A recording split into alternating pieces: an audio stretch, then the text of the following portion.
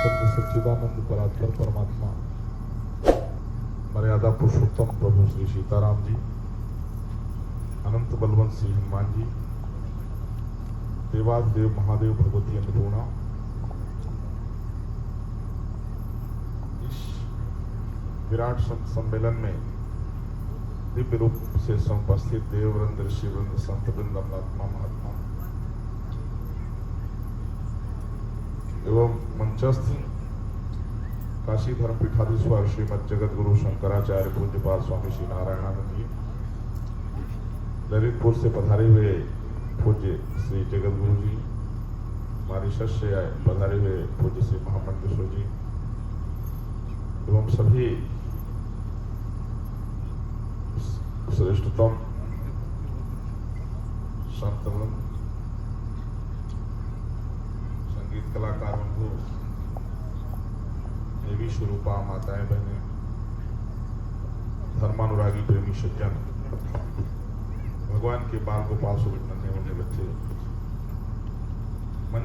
मंच का कुशल संचालन कर रहे करुणा,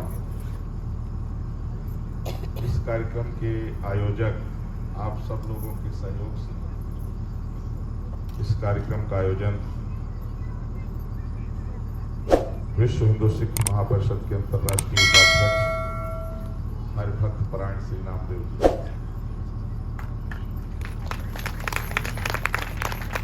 विश्व हिंदू सिख महापरिषद, यह संगठन सनातन धर्म की रक्षा के लिए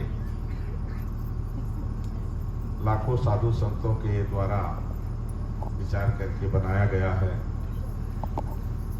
जिसका मैं अंतर्राष्ट्रीय अध्यक्ष हूं। नामदेव जी को हमने अपनी जगह पर नियुक्त किया। अब पता नहीं ये प्रचार प्रसार इनका कैसा चल रहा है, कितने लोगों को इन्होंने संगठन में जोड़ा है तो मैं नहीं बता सकता हूं, लेकिन भक्ति का प्रचार कर रहे हैं। सनातन धर्म की रक्षा के लिए संगठन खड़ा किया गया है। लोगों को तमाम जगह पर इसके सदस्य हैं, लेकिन हमने अपनी जगह पर इनको नियुक्त किया है पूरे विश्व में कि आप इससे लोगों को जोड़िए। अभी तक कम से कम 2-4 करोड़ लोगों को जोड़ देना चाहिए था, लेकिन नामदेव जी कोई बात नहीं है, भजन कीर्तन कर रहे हैं, अच्छी बात है, बहुत अच्छा काम कर रहे हैं। पहले ऋषि लोग जो है तो गुफाओं में, जंगलों में बैठ करके साधना करते थे, उसी से तीनों लोग का जो है कल्याण होता था। तो भगवान की भक्ति करने से असंभव भी संभव हो जाता है। श्रीमद् वाल्मीकि रामायण में श्री वाल्मीकि जी कहते हैं, भगवान के अवतार के प्रयोजन की चर्चा होने लगी कि भगवान को क्या जरूरत है अवतार लेने, और अवतार लेकर के भगवान तमाम कहते हैं यदा यदा ही धर्मस्य ग्लानिर्भवति भारत अभ्युत्थानं धर्मस्य तदात्मानं सृजाम्यहम्। जब जब अधर्म बढ़ जाता है, धर्म की हानि होने लगती है, तो धर्म संस्थापना था, धर्म की रक्षा के लिए, साधु संतों की रक्षा के लिए और धर्म पर चलने वाले लोगों की रक्षा के लिए भगवान का अनेक रूपों में अवतार होता चला आया है। तो भगवान के अवतार का प्रयोजन कहते हैं मर्त्यावतारस्तु मर्त्य शिक्षाम रक्षो बधाई मृत्यु केवलम विभो। भगवान का अवतार सिर्फ इसलिए होता है, अलग अलग अवतार के अलग अलग प्रयोजन। रामावतार में मर्यादा पुरुषोत्तम, मर्यादा पुरुषोत्तम का मतलब यह है कि मानव मात्र की क्या मर्यादा है उसको स्थापित करने के लिए, क्योंकि कहते हैं कि यद्यदाचर श्रेष्ठस्तत्तदेवेतरो जना, श्रेष्ठ पुरुष जिस जो आचरण करता है, बाकी लोग जो है उसी रास्ते पर चल पड़ते हैं। तो जब सृष्टि भगवान ने शुरू किया, एको हम बहुश्याम, बाद में पहले जो है जब ब्रह्मा जी हुए, कमल से ब्रह्मा ने सृष्टि शुरू किया, मानसी सफल नहीं हुए। बाद में भगवान का ध्यान किए तो ब्रह्मा जी के शरीर से वाम भाग में से माता शत्रुपा और दाहिने भाग से श्री मनु जी हुए, और मनु शत्रुपा से जो सृष्टि हुई उसी को मनुष्य कहते हैं। हम सब मनु की संतान है, इसलिए मनुष्य है। तो मनु और शत्रुपा दोनों मिलकर के जब भगवान का आदेश हुआ कि आपको सृष्टि आगे बढ़ाना है, तो भगवान की तपस्या करने लगे। भगवान ने कहा, क्या समस्या क्या है, क्या चाहते हो? बोले समस्या ये है कि सृष्टि का संविधान क्या होगा। तो भगवान ने कहा, सृष्टि का संविधान वेद। तो बोले कि वेद के अनुकूल आचरण किसी का होना चाहिए ना, वेदानुकूल आचरण कोई ऐसा होना चाहिए जिसको पूरा समाज आदर्श माने। तो भगवान ने कहा क्या चाहते हो? बोले मैं चाहता हूं कि आप पुत्र रूप से पैदा होइए और आपका जो श्रेष्ठ आचरण हो वो मानव मात्र के लिए आदर्श बने। तो उसी को कहते हैं कि जब भगवान का अवतार हुआ तो कहे मर्त्यावतारस, तो मर्त शिक्षण मतलब मनुष्य मात्र को ये बताने के लिए कि मानव जीवन कैसा होना चाहिए। बोले रक्षो बधाई न तो केवलम विभो, राक्षसों का वध करना जो है प्रयोजन नहीं है, वो तो एक लीला का क्रम है। एक लीला का क्रम है, ठीक है, वो लीला जरूरी है, लेकिन भगवान के अवतार का एक ही प्रयोजन है, वो है मर्त्य शिक्षणम, माने मानव मात्र को एक मर्यादा। अब राम जी के चरित्र में कहते हैं, देखो अगर चारों वेदों को अगर आप नहीं पढ़ पा रहे हैं तो रामचरितमानस को पढ़ लीजिए, भावार्थ पढ़ लीजिए, और भगवान की वाणी गीता का भावार्थ पढ़ के उतार लीजिए, तो सारे शास्त्र आप समझिए कि आपके अंदर प्रतिष्ठित हो जाएंगे। हाँ, ये जरूर है, गुरुजनों का आशीर्वाद जरूर होना चाहिए, क्योंकि जब तक गुरु की कृपा नहीं होगी तब तक वो भाव बैठ ही नहीं पाएगा। कई बार लोग कहते हैं कि हमने कई बार शास्त्र पढ़ा लेकिन इतने दिन के बाद समझ में आया। तो होता है जब तक किसी संत की, किसी गुरु की कृपा नहीं होगी तब तक वो बात आप कई बार किताबों में पढ़ जाएंगे, दिमाग में तभी बैठेगा जब किसी न किसी महापुरुष की कृपा होगी। तो प्रभु श्री राम ने इस आदर्श को उपस्थित किया, उसी को कहते हैं कि ना, भगवान सुखदेव ने एक श्लोक में पूरी रामचरितमानस कह दिया, गुरुवर्थे त्यक्त राज्यो। प्रभु श्री राम ने वो दिखाया, माता पिता के आदेश से वो जंगल जाते। वनवास की जो लीला है ये एक उच्च आदर्श उपस्थित करने के लिए कि पुत्र चाहे कितना भी श्रेष्ठ हो जाए, लेकिन यदि माता पिता की आदेश का पालन नहीं कर रहा है, माँ बाप की सेवा नहीं कर रहा है, तो उसकी श्रेष्ठता बेकार है। सब कुछ चाहे वो जितना बड़ा भी बन जाए, साइंटिस्ट बन जाए, डॉक्टर बन जाए, कोई आईपीएस बन जाए, कोई बड़ा लीडर बन जाए, लेकिन अगर माता पिता के प्रति निष्ठा नहीं है, माँ बाप की सेवा नहीं कर रहा है, तो उसकी वह जो है सारा का सारा उसका जो है श्रेय और सारी प्रतिष्ठा बेकार। माने भगवान के बताते हैं कि वह परमात्मा जो है मनुष्य को ये बताने के लिए, जीवन में आप चाहे जो कुछ भी करें, लेकिन आप प्रयास करिए कि आपके द्वारा माता पिता को कष्ट, माता पिता का आपके द्वारा अपमान न हो, और माँ बाप की इतनी सेवा करिए। माता पिता के, देखिए माँ बाप ही एक ऐसे होते हैं जो अपने बेटे का हित चाहते हैं, बाकी और जितने भी है ना सब में थोड़ा थोड़ा खोट है। माता पिता और गुरु, गुरु का स्थान थोड़ा और बढ़ा के रखा है। गोस्वामी तुलसीदास जी जब कहने लगे जय जय जय हनुमान गोसाई कृपा करो हनुमान जी से कहे कृपा करिए, बोले ठीक है कर दिया। कैसी कृपा चाहिए? तो घबरा गए हनुमान जी, सोचे क्या मानेंगे। पहले सोचे कह दे माता की नाई कह दे, तो माँ सब कुछ सोचती है बच्चे का बहुत, लेकिन अब उस माँ को इतना नहीं है कि बेटा जो है तो भगवान की भक्ति में लग गया, माँ इतने चाहती बस बेटा को खाए कमाए। पिता की नाई कह दें तो भी नहीं आगे बढ़े, बोले कृपा करो गुरुदेव। गुरुदेव की नाई का मतलब है कि गुरु की जैसी कृपा और कोई नहीं कर सकता। मतलब यह है कि लोक में भी आपका कल्याण हो और परलोक भी आपका न बिगड़े, ये केवल गुरु कर सकता है। तो माता पिता और गुरु की सेवा, प्रभु श्री राम इस आदर्श को उपस्थित करते हैं। ये देखिए, ये सबके जीवन में होना चाहिए। बेटा चाहे जितना बड़ा वैज्ञानिक बन जाए, जितना बड़ा डॉक्टर बन जाए, जितना बड़ा लीडर बन जाए, अगर माता पिता के प्रति उसकी निष्ठा है, श्रद्धा है, माँ बाप की सेवा कर रहा है, तो चाहे गरीब हो, चाहे अमीर हो, चाहे पढ़ा हो, चाहे अनपढ़ हो, वो श्रेष्ठ महापुरुष है। और अगर आपकी वाणी से माँ बाप को कष्ट पहुंच रहा है, तो आपका वैदुष्य 2 कौड़ी बेकार है। रावण को राक्षस इसीलिए कहा गया ना, शास्त्र जानते हुए भी शास्त्र के विपरीत आचरण।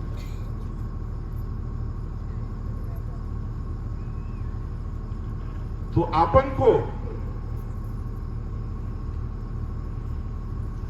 शस्त्र और शास्त्र, अभी पूज्य महाराज जी कह रहे थे कि आखिर ऐसा हम अपेक्षा क्यों करते हैं कि माताएं तलवार उठाएं।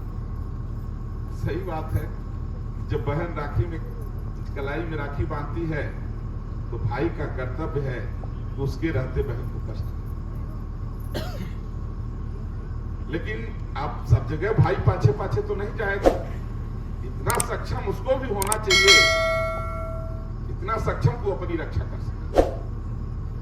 मान लीजिए भाई के भरोसे बैठी है, भाई अच्छा भी है, लेकिन अगर कहीं भाई इधर उधर चला गया नहीं है और उस समय अगर वह तैयारी में नहीं है, तो ये बात सही है कि हम पुरुषों का अगर कहीं भी नारी पर अत्याचार होता है तो दोषी पुरुष है। हमारी कमी है कि हम अपने बहन बेटियों की रक्षा नहीं कर पा रहे हैं, हम देश की रक्षा नहीं कर पा रहे हैं, हम गाय की रक्षा नहीं कर पा रहे हैं, क्योंकि हम एकजुट हैं। अगर हम एकजुट होते, देखिए ये लोकतंत्र है, लोकतंत्र में क्या न्याय संगत है क्या नहीं है ये मायने नहीं रखता, कितनी संख्या में लोग किस बात को उठा रहे हैं ये मायने रखता है। लोकतंत्र जो है ये भेड़ तंत्र होता है। भेड़ तंत्र का मतलब है ना, कहते हैं ना कि सिंह अकेला ही श्रेष्ठ है। यहां सिंह का महत्व नहीं है, यहां मतदाता का महत्व है। एक वोट से हार जीत हो जाती है।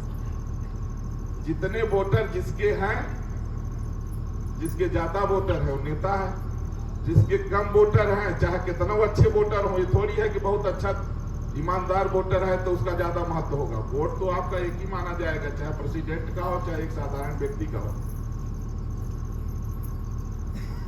इसलिए जो है मर्यादा पुरुषोत्तम प्रभु श्री राम का जो जीवन है वो केवल इसलिए नहीं है कि हम खाली रामायण पढ़िए।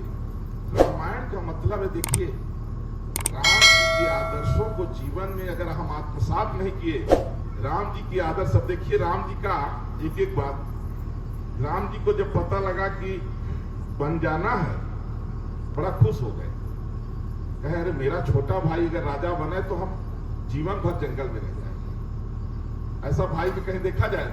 आज देखने को मिलेगा? लड़ जाएंगे तुरंत, कहेंगे बुढ़वा सठिया गया, देखो बुद्धि खराब हो गई है? और भरत जी कहते हैं कि बड़े भाई के रहते हम छोटा भाई गद्दी पर बैठ कैसे सकता है? ऐसा सोच कैसे? मां कहते मां ऐसा आपने सोच कैसे लिया कि बड़े भाई के रहते छोटा भाई गद्दी पर बैठे? और वो बिना जूता चप्पल के भगवान को मनाने जाने लगे। लोग कहे कुछ पहन तो लीजिए, बोले सिर बन जाऊं उचित समझो। बोले उचित तो यह है कि जहां बड़े भाई का चरण पड़ा है वहां मेरा सिर पड़ना चाहिए। क्या बात है, ये है जीवन का आदर्श। आज छोटी छोटी बात को लेकर, छोटे छोटे जमीन के टुकड़ों को लेकर के भाई भाई में मर्डर हो रहा है। क्या हो रहा है? ये सब पाश्चात्य का जो है हवा चल गई है, पाश्चात्य की हवा चली और उससे प्रभावित हो रहा है। आप अपने बच्चों को उच्च शिक्षा के साथ साथ भारतीय संस्कार दीजिए, इतना श्रेष्ठ उनको बनाइए। जो बहुत सारे कहते हैं पूत सपूत सुखा धन संचय, पूत कपूत सुखा धन संचय। अगर आपके बच्चे स्वस्थ हैं, अच्छी शिक्षा है, अच्छे संस्कार हैं, तो तमाम संपत्ति वो बना लेंगे। जितना आपकी अपेक्षा है उससे कई गुना ज्यादा बना लेंगे। आप सोने, पूरा घर तिजोरी से सोना भर दीजिए, अगर संस्कारहीन हो गए तो जुआ खेल के सब फेंक देंगे। इसलिए सबसे बड़ा धन है संस्कार, उच्च शिक्षा और हमारे भारतीय संस्कार, उत्तम स्वास्थ्य। तो प्रभु श्री राम जो है, राम जी का जो जीवन है, देखिए हम रामायण पढ़ते हैं लेकिन रामायण जीवन में उतरती क्यों नहीं? रामायण केवल बाँच लेना मात्र थोड़ी है। पता लगा कि हम रामायण रोज पाठ करते हैं, रोज भाई भाई से बात नहीं कर रहा। क्या बात है, भाई भाई से बात नहीं कर रहा है और पढ़ते हैं रोज रामायण। मतलब वो है कि समुद्र में रह करके प्यास के बिना मर रहे हैं, हमें अमृत के समुद्र के पास हैं और प्यासे मर रहे हैं। इसलिए शास्त्र जीवन में उतरना चाहिए। आज कार्यक्रम का यह विश्राम दिवस है। हम लोग यहीं से सीधे अयोध्या का रास्ता पकड़ेंगे, बिल्कुल टाइम नहीं है। 5 दिन का टाइम देना तो बड़ी बात, 1 दिन के लिए हम लोगों के लिए तो अयोध्या, अगर कभी आप लोग आएंगे तो हम अगर अयोध्या में हैं तो भी मिलना थोड़ा मुश्किल होगा, अगर हैं तो भी। और वहां से यहाँ 2 दिन लगता है आने, 1 दिन स्टे करता हूं तब आता हूं अयोध्या से, और फिर जाने में 2 दिन लगता है। तो ये बहुत अच्छा कार्यक्रम है। भगवान की कृपा रही कि हम लोग भी, हम तो महाराज जी का नाम सुने कि महाराज जी इस कार्यक्रम में हैं, तो हमने कहा चलिए चलते हैं। नहीं तो अपन इतना मेहनत करके आना हमारे लिए पॉसिबल नहीं। हम लोग को बहुत अकड़ जाता है 2 दिन रास्ते में चलना, आने में और जाने में। अच्छा, अगर फ्लाइट से आते हैं तो भी वहां अपन को व्यवस्था चाहिए यहाँ से आने ले जाने के लिए। तो बड़ा अच्छा लगा और भगवान की बड़ी कृपा है। इस तरह का कार्यक्रम जगह जगह होना चाहिए। पहले हर घर में अखंड कीर्तन होता था, भगवान के नाम की धुन होती थी, गांव गांव में रामलीला का आयोजन होता था। धीरे धीरे पाश्चात्य का कुछ ऐसा हवा चला कि कम हुआ, खत्म नहीं हुआ, कम हुआ है। लेकिन इसको सही करना है, साधु संतों के प्रति निष्ठा बनी रहा है। और नामदेव जी बहुत अच्छे हैं, बहुत अच्छा कुशल काम कर रहे हैं, भक्ति का प्रचार कर रहे हैं। मैंने 3 वर्ष समय दिया, शायद ये मेरा तीसरी बार है। 3 बार मैंने टाइम दिया। और अब जहां भी आश्रम में रहते हैं वहां की बहुत सारी जिम्मेवारी होती है। जहां अपन अयोध्या में रहते हैं वहां देश के कोने कोने से लोग जाते हैं मिलने के लिए। लेकिन ये महाराष्ट्र की जो पावन भूमि है, साधु संतों की भूमि है, और यहाँ आना भी सौभाग्य की बात है। बड़े बड़े संतों की भूमि है। श्री छत्रपति शिवाजी महाराज का ऋण संपूर्ण सनातनियों पर है। कहते हैं छत्रपति शिवाजी महाराज की देन है कि आज सनातनी हम हैं। तो बहुत अच्छा लगा। और जैसे ही नामदेव हमको छुट्टी देंगे तो हम लोग यहाँ से ड्राइवर को बोले हैं गाड़ी लगा के रखना, और रातों रात आप लोग सोएंगे, हम लोग नहीं सोएंगे, हम लोग अयोध्या पहुंच के ही विश्राम करेंगे। बोले भक्त वत्सल भगवान की। गुरुदेव आपके चरणों में कोटि कोटि प्रणाम। मैं